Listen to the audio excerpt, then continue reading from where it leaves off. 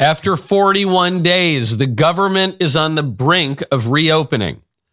There has not been any deal. There has not been any concession. It's just that 8 Democrat senators finally flipped to side with Republicans. We'll get into all the details. They're great. But the long and short of it is that when all is said and done, the Democrats instigated the longest government shutdown in the history of the United States for no reason other than to help them win an election in Virginia. I'm Michael Knowles. This is The Michael Knowles Show.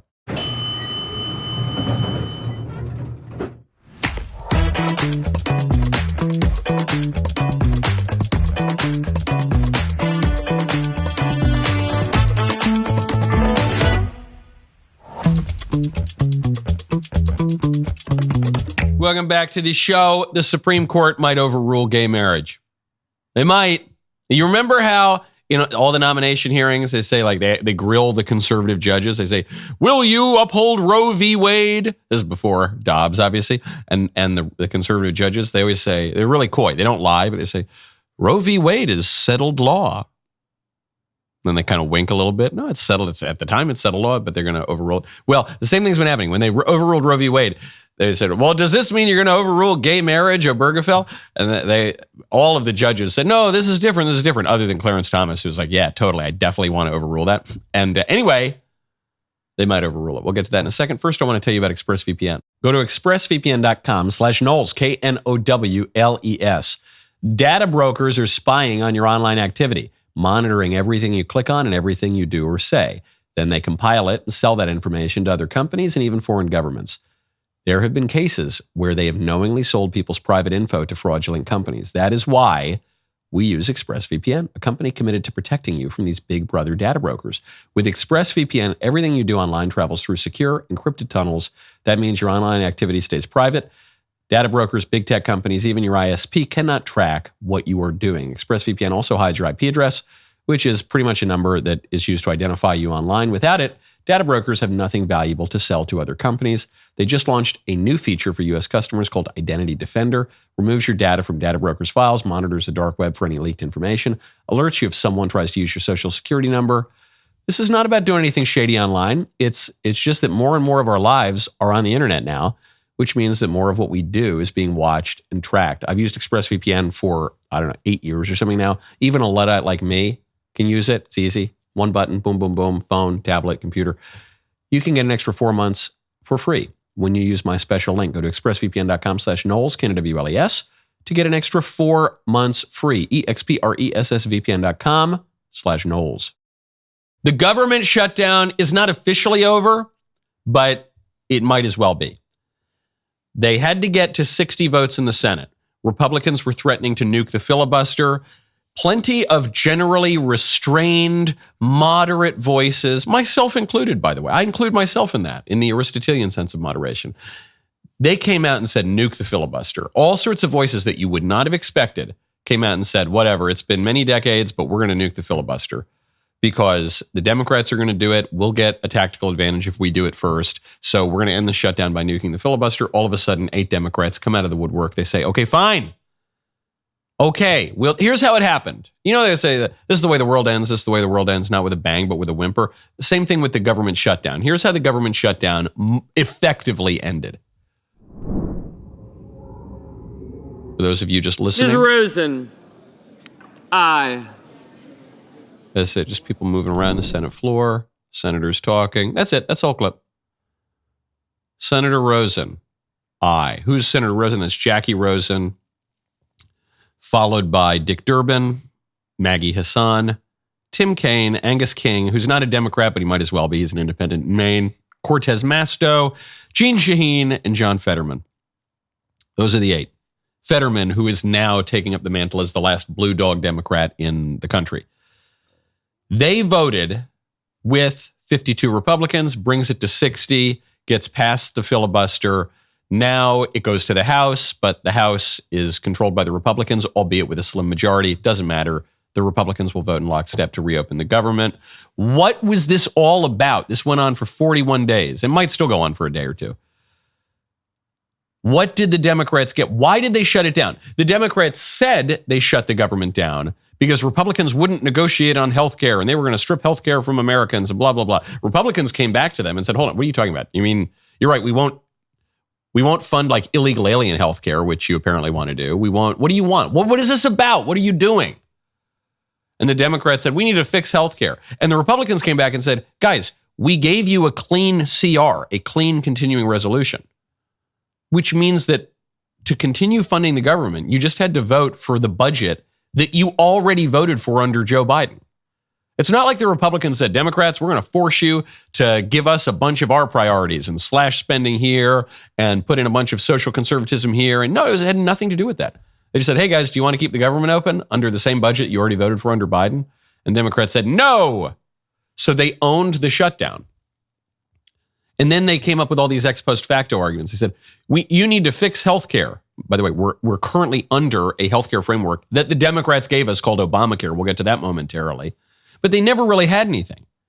So the agreement that the Senate came to is to fund the government through January 30th. So not just to get us through the end of November, which, we're pretty close to get us through January 30th, that will include a full year funding for SNAP. We used to call it food stamps, SNAP. We found out a huge number of Americans are on food stamps, many of whom apparently don't seem to need it. It will also, well, that's it. That's pretty much it. It'll reopen the government. It'll fund the welfare programs that Democrats like. And later on, they will vote on those Obamacare subsidies that the Democrats want. How are the Dems reacting to this? Not very well. Chuck Schumer was opposed. The Democrat leader in the Senate was opposed to the 8 Dems siding with the Republicans. Elizabeth Warren, Hiawatha, Pocahontas. She said, I think it's a terrible mistake. The American people want us to stand and fight for health care. So they're still making it about health care. Democrat Representative Greg Casar of Texas says that the Democrats caving on this constitutes a betrayal and a capitulation because it doesn't reduce healthcare costs. They're still making it all about healthcare. That's not a deal, says Democrat Rep. Richie Torres. It's an unconditional surrender that abandons the 24 million Americans whose healthcare premiums are about to double. So they're trying to make it about healthcare. Now, why? I explained this right when the government shutdown happened. I said, what this is about is Democrats throwing a Hail Mary. Is the Democrats are on the wrong side of virtually every 80-20 issue in the country, with the exception of women's rights, which just means abortion, environmentalism, and healthcare. But no one cares about abortion. That's not a top priority. No one cares about the sun monster. That's not a top priority. The only one that approaches a relatively high priority is healthcare. And so the Democrats said, shoot, we're losing on everything. We've lost the whole government. Republicans have a unified government. So, okay, we're going to shut the government down, make a big spectacle to try to turn the conversation away from immigration, to try to turn the conversation away from some of the economic wins under Trump, to try to turn the conversation away from the geopolitical wins under Trump. Peace in the Middle East, some movement on the Ukraine war, Trump winning on the tariff fight when everyone said that he would be losing on the tariff fights. We're going to turn the conversation away from that to healthcare. The big problem, though, is we are currently under the Democrat healthcare regime. Democrats told us under Barack Obama, if you vote for this bill, we're going to fix healthcare. We're going to fix this problem once and for all. Joe Biden, vice president at the time, says, this is a big effing deal, man. So the Democrats, even as they get their best issue right before the election, they're admitting that the last time they told you they were going to fix healthcare, it made everything worse. Now, in fairness, tactically, the shutdown did achieve one thing for Democrats. The shutdown took 300,000 federal workers and had them sitting on their hands, not getting paid, with nothing to do but stew, just as there were consequential elections in Virginia. And it worked. They got their Democrat governor, Spanberger. They got their Democrat Attorney General, Jay Jones, even as he was calling to murder Republicans. Seemed like his support among Democrats went up when it was revealed that he wanted to murder Republicans and our kids. They did well in the House of Delegates. They did well in that. They got it, but that's it. And now the story of this shutdown is going to be Not what the Democrats wanted, which is that Republicans are shutting down the government. Not what the Democrats wanted, which was that Democrats are making a heroic stand for healthcare or whatever. The story of the shutdown, when all is said and done, is going to be that the Democrats shut down the government to win an election in Virginia, and which they did. Good for you. And it wreaked havoc in the country. It cost a lot of money. It didn't achieve anything. Don't take my word for it. Here's MSNBC reacting to the beginning of the end of the shutdown. I have a lot more questions than answers. I don't know why Senate Democrats are going along with this so hard for a date promised in the future, and looks like they're settling for something that is 6 weeks down the line. I don't get it. I would say it doesn't feel like a gentleman's agreement. It feels like Lucy and the football. Ooh, yeah, I see that. It's like, oh yeah, we promised this vote. Right. Whoops, the vote's gone. But they can even, in good faith, do a vote in the Senate. Nothing's going to happen in the House. Mike Johnson That's what I mean. So I'm like, even if John Thune is being above board and saying, I'm going to do this, but look at the base. I mean, I'm already seeing a thing on social media and getting emails from listeners to my radio show. By the way, I have a radio show. And we already said that. We gave you credit for that, Dean. Come on. People already, no, but they're saying, for 40 days you shut the government down, and now you're going to open the government up, and what did you get in return? Right. Nothing? Right. Nothing? After the pain you inflicted? There it is. Don't take my word for it. You shut the government down for 40 days. What did you get? Nothing after the pain you inflicted, you Democrats. Because I think the biggest shock to the Democrats was they always manage to blame government shutdowns on Republicans for my whole life. Sometimes it's Republicans' fault. Sometimes it's Democrats' fault. But Republicans always get blamed until this one. So, okay, they got a little victory, more than a little victory. They got a major victory in Virginia. Mamdani was always going to win New York. They got a major victory in Virginia, and then they got nothing else. The Democrats are going to try to hang their hats. Tim Kaine is already trying to do this. Nearly one heartbeat away from becoming the second woman president. Tim Kaine, still a senator, he said, well, we got the Republicans to give us a vote on our stupid healthcare plan after we reopen the government. Which is ridiculous. That's nothing. The Democrats were using all their leverage to get this vote on healthcare. And Republicans, Trump very rightly said, we can't give it to them because then they're going to run us over in every other negotiation. We have to hold firm here, guys. And then the Democrats say, okay, fine. Uncle. We say uncle. And it looks ridiculous. The MSNBC lady is trying to spin it and make the Democrats look like victims here. Oh, this is Lucy with the football. They're being tricked by Republicans. No, they're not. Everybody knows what's happening. Everybody knows this was a surrender. But it's not Lucy with the football. It's the Democrats realizing they have no cards to play. They have no leverage. They went into this thing so overconfident, so bullish that their usual nonsense would work. And it didn't work with the American people. And so even I think it was Tim Kaine came out and said, look, our constituents are going to make us vote for this. We lost. We just lost. And still, they're going to try to hammer healthcare because it's the only issue that is even sort of working for them. We'll get to how little that is working in 1 second. First, I want to tell you about Good Ranchers. Go to goodranchers.com, use code Knowles, Knowles. I adore Good Ranchers. As you know, Good Ranchers is essential to my routine. 100% American meat from local farms and ranches delivered straight to your door.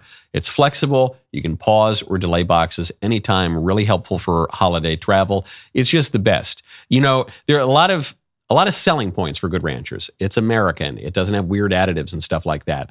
It's from a company that is aligned with what you believe in. It helps you get around all the grocery stores that have misleading labels and things on it. It's all great. For me, the make or break is the quality of the meat. Good Ranchers meat is better than any meat you're going to get. The steak, especially the New York strip and the ribeye, outrageous. The burgers, the best burgers you've ever had in your entire life. It's all just so good. That's it for me. I would probably buy my meat from communists if communists make good meat, but they don't. And Good Ranchers makes the best meat. All new subscribers to any Good Ranchers box using code Knowles, KNWLES, will get an additional $100 off your first 3 orders, $40 off your first, $30 off your second, $30 off your third, and free meat for life when you subscribe. Hit up goodranchers.com this holiday season. Make it full of delicious meals. Use code Knowles, KNWLES, goodranchers.com. Let's get back to the table.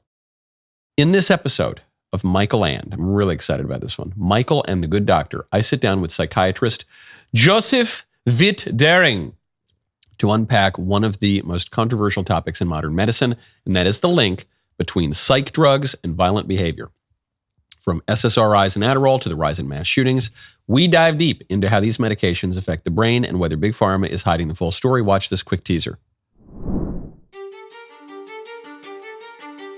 We've done spinal taps. We've done functional MRI scans, which are real-time scans of the human brain kind of firing. Are there any differences between a depressed person and a non-depressed person?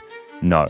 What about the relation of these kinds of drugs to violent acts and to aberrant ideologies? I've noticed a major uptick in violence from the left, notably associated with transgenderism, and in the lion's share of these cases, they're on SSRIs. Is it safe for 15 to 20% of our population to be on these drugs? The FDA is sitting on this because they are trying to cover up one of the biggest scandals in modern medical history. That's horrifying.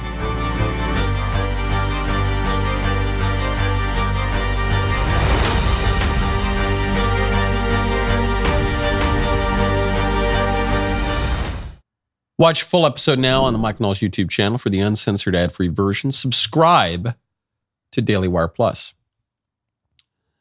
Bernie Sanders makes one last valiant stand over the shutdown. And that the way the process has been developed, it is impossible to delay the votes that are going to take place. And if that were not the case, that is certainly what I would do, because I think it is important that the American people fully understand what is being voted on today. Everybody in America knows that our current healthcare system is broken, it is dysfunctional, it is cruel, it is by far the most expensive healthcare system in the world, and the only healthcare system of any major country that does not guarantee healthcare to all people as a human right, covering every man, woman, and child. We are unique in that respect. And yet tonight, what this Senate is about to do is make a horrific situation even worse. So let's be clear what this vote is about. If this vote succeeds, over 20 million Americans are going to see at least a doubling in their premiums in the Affordable Care Act. In my state of Vermont and throughout the... Okay. Bernie is very old, so I can forgive him for this. But that speech could have been given in 2007. That's a Democrat speech from 2007. The healthcare system is dysfunctional. This is the most expensive healthcare in the world. This is not working. Our system is fundamentally broken. The reason that that doesn't play as well in 2025 as it did in 2007 is that the Democrats, by hook and by crook, gave us their healthcare program. In 2007, we were operating on the pre-Obama healthcare system. Today, it's all Dems. It's all Obama. Barack Obama ran. He said, if you give me my healthcare plan, premiums are going to come down. If you like your doctor, you're going to get to keep your doctor. We're going to fix this healthcare once and for all. And he gets it through, and it was very unpopular, and it's why the Democrats lost the midterms in 2010. And it was what led to the Tea Party, and that's what led to Trump. Trump nearly repealed Obamacare. He got very close, but John McCain was vindictive against Trump, and he cast the vote that said, no, we're going to keep Obamacare. So I actually think not only was this a feckless shutdown, other than giving the Dems some extra seats in Virginia, not only was it feckless, not only did it not work, not only did they have to surrender in the end, I think ultimately this will have been bad for their long-term prospects. Not only did it not shift the conversation back to an issue on which they think they're winning, healthcare, but in as much as it did shift the conversation, I think it's going to highlight that their healthcare plan didn't work. So to get us back to the Lucy and the football analogy, I think this reveals Democrats to be Lucy, because we all remember, many of us remember, the last time they said, let us pass some crazy spending bill, and it's It's going to make healthcare better. It's going to reduce costs. It's going to give Americans more choice. They told us that, and then they took away the football. So much so that Barack Obama had to come out. They said, hold on. You said premiums would go down. Premiums went up. And he said, well, you didn't think you were going to get all that good stuff for free, did you? You didn't. What, you believe me? Why'd you believe me when I said that? What I said didn't make any sense. You didn't think you were going to get all that stuff for free, huh? It was so egregious that PolitiFact rated, if you like your doctor, you can keep your doctor, to be the biggest lie of the year. And now Bernie is unwittingly, I think, acknowledging defeat on the issue, not just tactical defeat on the shutdown like the 8 senators did, admitting defeat on the issue. Our plan didn't work, so why would the American people give the Democrats more of their healthcare plan? It completely failed to fulfill its promises the first time. Why would they do it again the second time? All in all, a big win. It was a very painful election day. They got their scalp for that. All in all, Trump held firm. There were plenty of Republicans wanted to go weak in the knee. Maybe we need to negotiate with the Democrats here. He said, don't go weak in the knee. You have to hold firm on this. Republicans won. They won big. Now, speaking of major potential Republican victories, huge one coming to the Supreme Court. Maybe. Here it is, New York Times headline. A decade later, Supreme Court is asked to revisit same-sex marriage decision. Kim Davis, a Kentucky county clerk once jailed for refusing to issue same-sex marriage licenses, has asked the court to reconsider its landmark 2015 opinion. So the Supreme Court considered this on Friday. They will announce their decision of whether or not to even take up the case, to take up the issue today. By the time you're listening to this show, if you're listening later in the day, the court might have already issued their opinion. It sort of doesn't matter, because at some point, the court is going to have to overturn same-sex marriage. At some point, I'll be more broad about it. At some point, gay marriage, so-called, is going to go away. And it's going to go away because it's contrary to nature. It's going to go away because it doesn't make any sense. Matrimony comes from the word mater in Latin, okay? Like mother. You can't have matrimony between two dudes. It doesn't make any sense. The defining feature of marriage is that it involves sexual difference, because marriage is a lifelong union between a man and a woman for the begetting of children and for the educating of children and for the mutual support of the spouses. But primarily, it's about making kids and raising kids. And you cannot remove the essential feature of marriage and still have marriage continue. It doesn't work.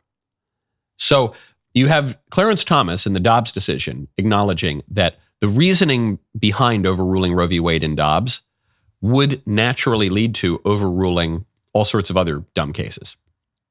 And we can get into the legal minutia of why that is some other time. But he admitted that. He admits that Obergefell's got to go. The other judges are being a little more coy about this. So probably they don't want to take this up. And they don't want to take it up because right now, same-sex marriage still has majority support in the country. However, that support is waning. And the court does follow opinion polls, does follow election returns. And in many ways it should, because the court is not some ethereal body protected from the fall of man with infallible judgment that comes down out of heaven to maintain our political order. The court is a political institution. It's one of the 3 co-equal branches of government. And as support for same-sex marriage continues to decline, which it must, I've been calling this one for years, I hate to say I told you so. It must, because the logic that gave us same-sex marriage was the logic of feminism, which says that men and women are the same. That led to the gay rights movement, that led to redefining marriage, that led to the transgender movement, that led to transing the kids, necessarily as a consequence of those ideas. As the public turned away, they were so repulsed by transing kids that finally aroused the wisdom of repugnance, that aroused their indignation. As the idea then moves back in the other direction, it's going to start to unwind all of those things. So, look, I hope the court overrules Obergefell now. It's a ridiculous decision on like every front. On textualist grounds, it's ridiculous. On originalist grounds, it's ridiculous. On substantive grounds, it's ridiculous. On natural law grounds, it's just crazy. It doesn't make any sense. So I hope they do it now. But even if they don't, took 50 years to overrule Roe v. Wade. It might take 50 years to overrule Obergefell. It will be overruled. It's just a matter of time. You cannot maintain a political order that is contrary to reality. You can't do it for very long. Eventually, the Soviet Union is going to collapse under its own incoherence. Eventually, we have a lot of power, we human beings, to enforce the tyranny of our wills on society. But eventually, reality is going to win out in the end. Now, speaking of the courts, really shocking numbers about how the courts are being weaponized against Trump. We'll get to that momentarily. First, I want to tell you about Mizelle and Maine. Go to MizelleandMaine.com, use promo code Michael20. You know that expression, look good, feel good? Most dress clothes only deliver on half of that. Yes, they look sharp, but they're uncomfortable, they're high maintenance. That is exactly why I love Mizelle and Maine. These guys pioneered the whole performance dress shirt concept over a decade ago. They have just kept perfecting it ever since. What I love about their stuff is that it looks very sharp. Excellent style. It's refined. It's what you want for elevated menswear, but it is engineered with all of these performance features, stretchy, lightweight, moisture-wicking, wrinkle-resistant fabrics that can just be thrown in the washing machine. No more trips to the dry cleaner, no more standing over the ironing board. I really love their stuff, especially their polo shirts are great. All their stuff, though, I've got great chinos from them. The moment you put on one of their shirts or their pants, you immediately feel the difference. It's that rare combination where you get that polished professional look with genuine comfort that works, whether you're in back-to-back meetings, traveling, or even sneaking in a round of golf, especially if you're sneaking in a round of golf, actually. That is the kind of timeless style investment that you should get behind. Buy it once, look great for years, skip all the maintenance hassles. Right now, Mizelle and Maine is offering our listeners 20% off your first purchase. MizelleandMaine.com, promo code Michael20. That is Mizzen, M-I-Z-Z-E-N, and Maine, M-A-I-N.com. Promo code Michael, M-I-C-H-A-E-L, 20, number 20, for 20% off. MizelleandMaine.com, promo code Michael20. If you'd rather shop in person, you can find Mizelle and Maine in select states. We had Chad Mizelle on the show, what was it, 2 weeks ago, something like that. He was the recent chief of staff over at the Department of Justice. Really, really sharp guy. He has a shocking set of numbers about how the courts are being weaponized against Trump. Bush had 6 injunctions against him. Half of those were issued by Democrat-appointed judges. Obama had 12 nationwide injunctions issued against his administration. 60% of those were issued by Republican-appointed judges. In the first Trump term, he had 64 injunctions. That compares with Biden's 14. And then before the CASA decision, we have a rough count of about 40 issued in the first 6 months of the Trump administration. So over 100 injunctions issued by against the Trump administration. Over 90% of those were issued by Democrat-appointed judges. That means that since 1963, over 3/4 of the nationwide injunctions have been issued against President Trump, with over 90% of those coming from Democrat-appointed judges. Well, some might argue that's just because Trump is more lawless. Well, again, let's look at the facts. 24 emergency petitions were filed at the Supreme Court by the Trump administration this year. They won 22 of them. That's a 92% win rate at the United States Supreme Court. Since 1963, 75% of all nationwide injunctions have been against Trump. And as Chad points out, you might be tempted at this point to say, well, look, maybe it's just because Trump is more lawless than any president before him. Give me a break. But that's what the Democrats are going to say. Yeah, 3/4 of the injunctions over the last 60 years have been against Trump because he's the most lawless guy. Except when they then appeal these decisions, the Trump administration has a 92% win rate at the Supreme Court. And the Supreme Court rules over the lower courts. So it's just ridiculous. At a certain point, the lower court should probably take note and stop issuing these injunctions. And the injunctions are crazy. It's against everything Trump wants to do. Trump wakes up. They say, sir, what would you like for breakfast? Would you like an omelet or would you like pancakes? Oh, I think I'll have pancakes. Oh, sorry. Federal district court judge rules you have to have an omelet today. I think I'll wear a purple tie today. Oh, sorry. Federal district court judge issues an injunction. You have to wear a green tie. On everything the guy tries to do. They're trying to undo the 2024 election from these lower level federal courts.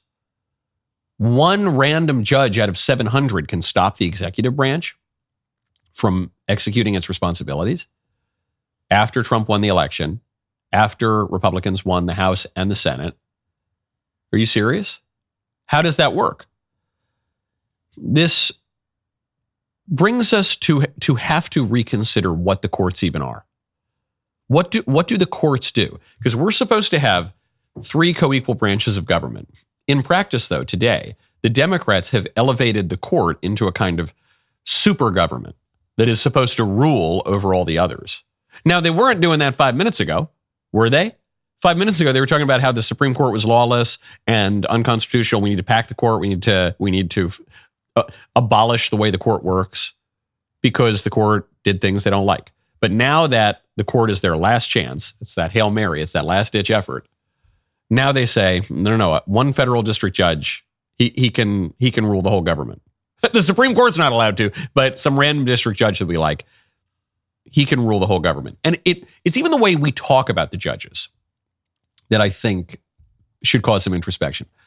We talk about the judges as if they're some disembodied intelligence. It's kind of the same way we talk about AI. Oh, well, Grok said such and such, so debate over. Boom, owned, roasted. Well, a federal judge. They never even use their names. No one even knows their names. Is it not? It's just a federal judge has declared. The Oracle at Delphi has declared that Trump can't do what the people elected him to do. So be it, nihil obstat. And this reminds me of a line, providentially, that my pastor read during his homily yesterday. He was quoting George Bernard Shaw. George Bernard Shaw, a socialist, an atheist, a radical leftist. Pretty good playwright, friends with Chesterton, but leftist. And he has this really great line. He says, quote, "The famous dogma of papal infallibility is by far the most modest pretension of the kind in existence. Compared with our infallible democracies, our infallible medical councils, our infallible astronomers, our infallible judges, our infallible parliaments, the Pope is on his knees in the dust, confessing his ignorance before the throne of God, asking only that, as to certain historical matters on which he has clearly more sources of information open to him than anyone else, his decision shall be taken as final." This is the way to understand it. And you're getting it. You know, I point you to MSNBC to show you it's not just some right-winger inveighing against Democrats. No, there's actually, all reasonable people can see this. Well, I point you to the socialist George Bernard Shaw here, who wrote this, 100 years ago? I'd say from his play St. Joan. I forget exactly when it was written. And he could be describing 2025. Plenty of people have a problem with papal infallibility. You know, the notion that when ruling through a definitive act on matters of faith and morals, ex cathedra, the Pope is infallible. And people say, oh, that's ridiculous. That's crazy. And yet, look how we treat these other institutions. Look how we treat the medical councils. We think that Fauci is infallible. We were told he was infallible for like 5 years. How about our democracy, our sacred democracy? When Democrats were winning elections, we were told democracy is infallible. Vox populi, vox dei. Even some right-wingers say that. And now the federal judges. That's the one thing Shaw could have added, the infallible federal judges. It's like papal infallibility is really quite modest. It's really quite restrained compared to the supposed infallibility of some random bureaucrat in D.C. It's ridiculous.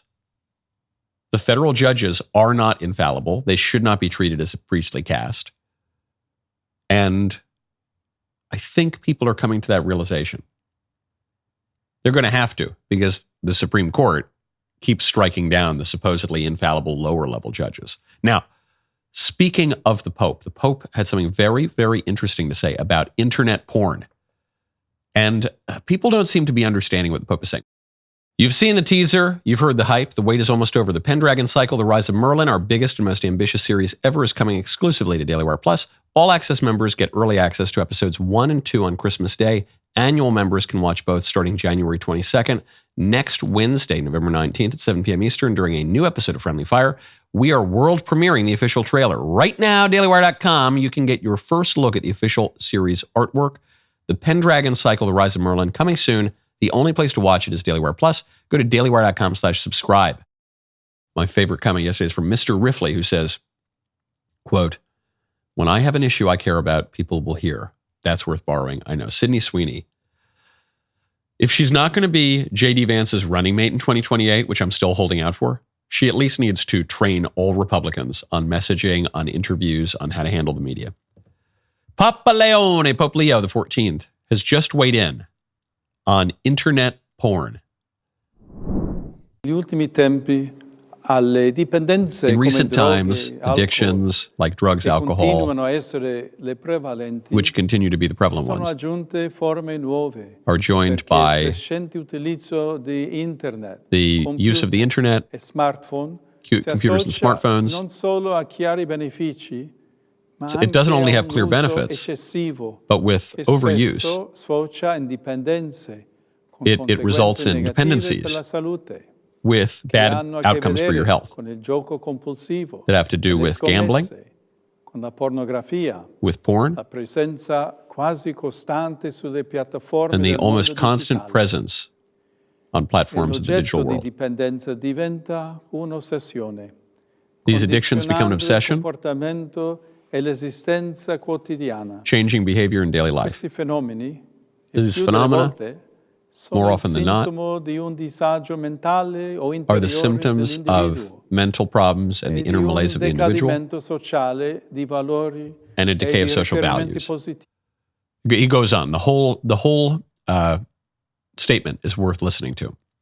First of all, it's very interesting. It's not just about porn. He also points out that there's a big problem now with compulsive gambling on the internet. And I agree. I know plenty of people, plenty of my friends enjoy sports gambling on the internet, which has recently been legalized and normalized. I'm a little more cautious about that. I don't think that's necessarily a good thing. Having little bets here and there can be a lot of fun, but if you're regularly, compulsively engaging in gambling, that can be really, really damaging. And then, of course, the clearest addiction problem that's come out of the internet is pornography addiction. And the Pope is taking this on. He's doing this, I think, quite intentionally.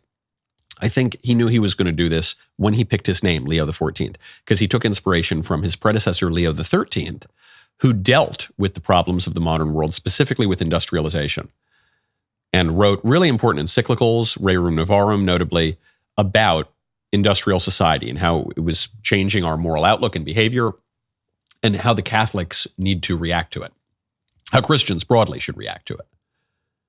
And it was highly political, and this is pretty political as well.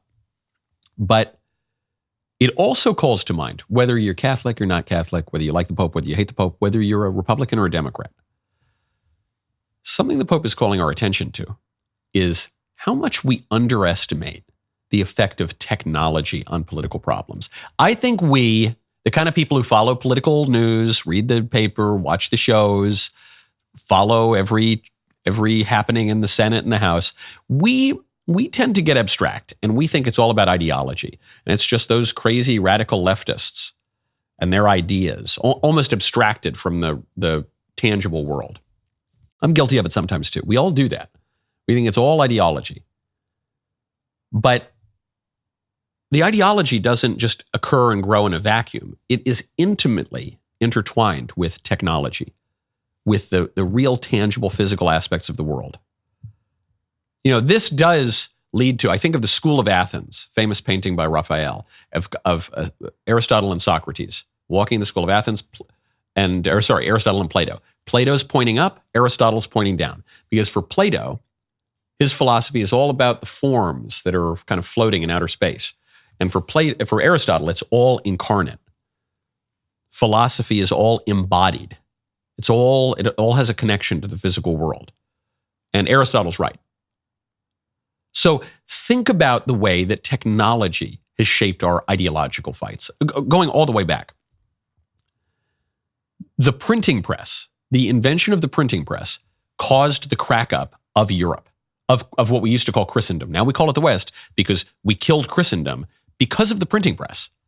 And the Protestant narrative on this is that the printing press allowed the Bible to be translated and sent out, and then people discovered the true gospel, which had been hidden for 1,500 years, and they discovered it now, and that's what led to a revolt against the Catholic Church. That's like the Reformation kind of narrative about it.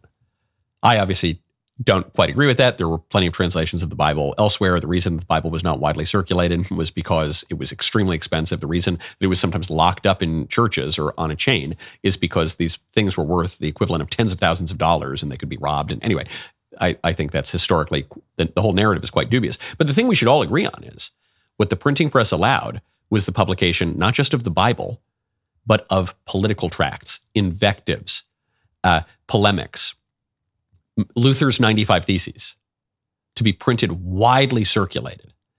And that led to a political crack-up of Europe, first in Germany and then everywhere else. There is no crack-up of Europe. There is no major religious war. There is no Peace of Augsburg or Peace of Westphalia without the printing press. It did it. The automobile.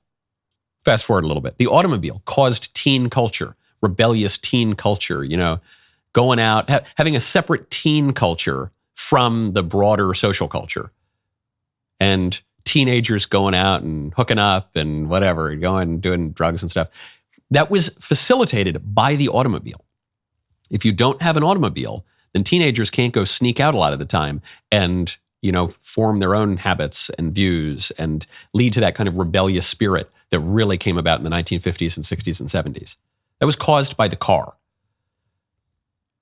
Even going back to the Enlightenment, I'm hopping around time zones here, but the mechanical clock, the invention and development of the mechanical clock impelled Enlightenment deism, the ideas of the Enlightenment, and specifically deism, this idea that, okay, maybe God exists, but he's like a clockmaker. He just builds the clock, winds it up, and then it runs on his own without his interference. These are ideas that were prominent even with the founding fathers of the United States. Those ideas would not have gained currency without the technological innovation of the clock. That was the idea, or rather, that was the fact that made these ideas seem to make sense to people. There would be no Freud without the steam engine. Freudian psychology is just an articulation of the technology of the steam engine. We use that phrase. We say people just got to blow off a little steam. They don't want to repress everything. They got to let it out a little bit. That's where that comes from. Bring it back to Congress. Part of the reason that Congress is so dysfunctional today is because of C-SPAN.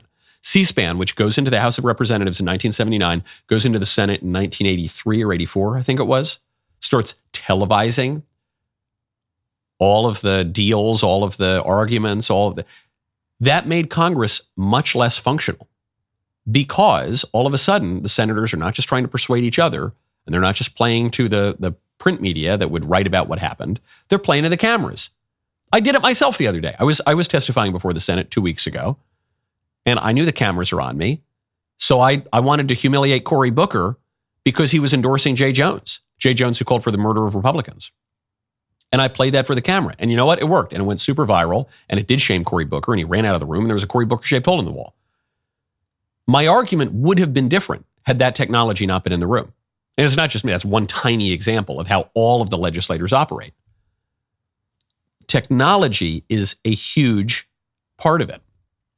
And the people on the left and the right, they get so abstracted. They get so in their own heads about their ideology.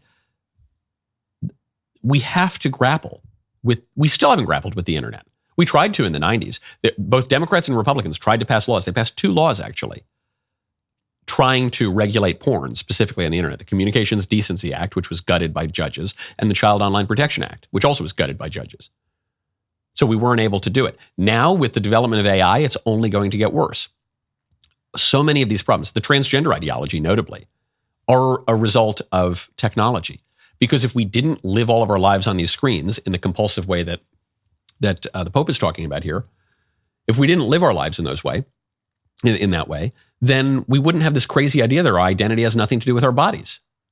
The reason that ideology was able to set in is because it was largely true. A lot of our identity is just mediated through a screen, and the body has nothing to do with it.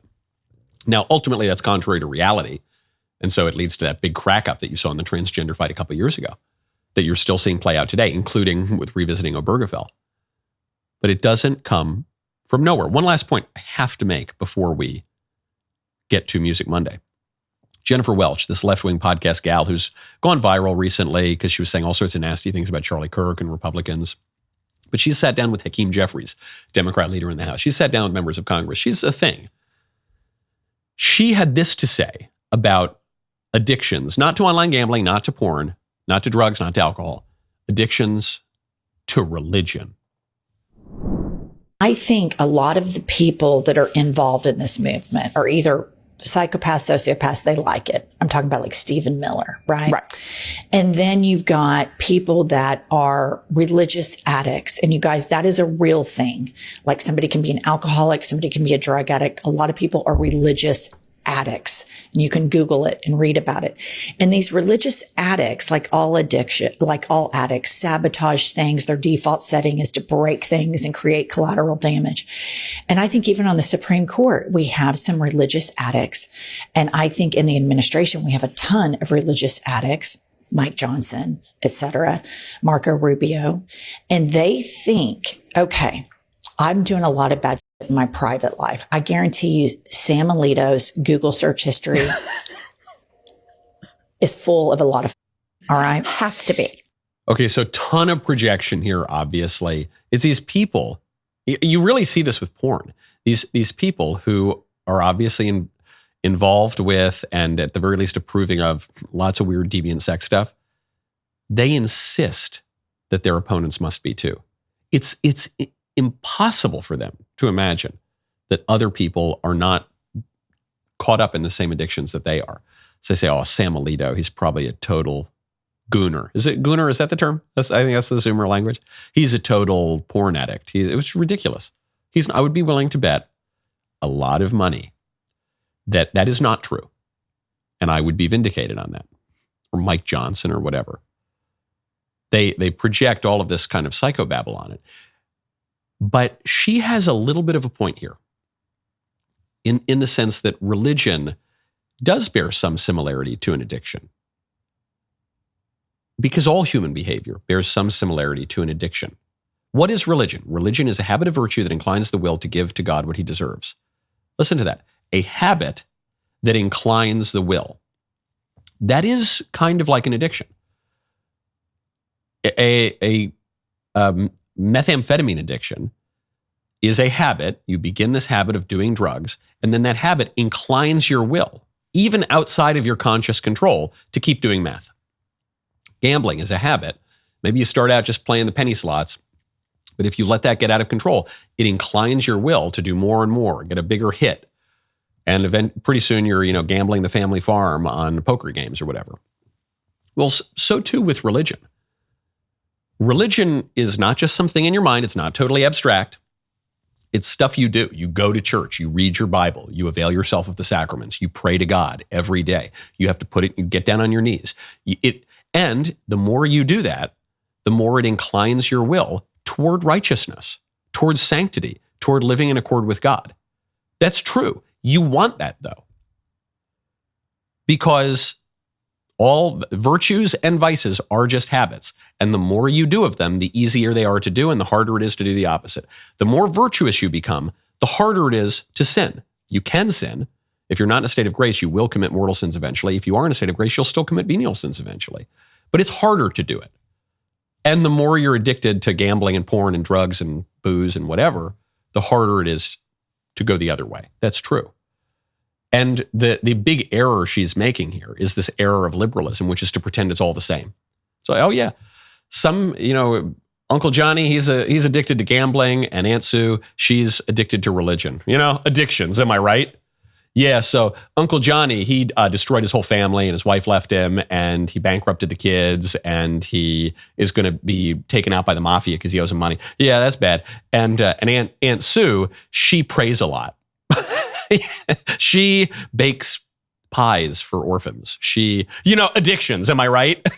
She can't help herself. She just, it's like Uncle Johnny, he just can't walk by a blackjack table without blowing his paycheck. And Aunt Sue, she can't help but do corporal and spiritual acts of mercy. Addictions, right?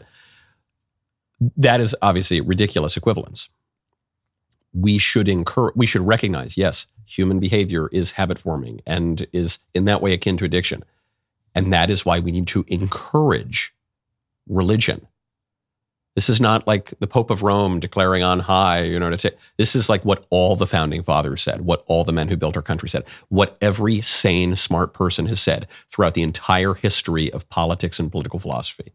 Yes, accidentally, they've admitted something. I guess that's the theme today. Accidentally, the libs admit stuff. They admit their healthcare program is terrible and no one should ever trust them on it again. They admit that we need much more religion in this country. They admit that the federal judges are not infallible. They admit. And I guess we should believe them and take the win. Today's Music Monday. The rest of the show continues now. You do not want to miss it. Become a member. Use code Knowles, KNWLES at checkout for 2 months free on all annual plans.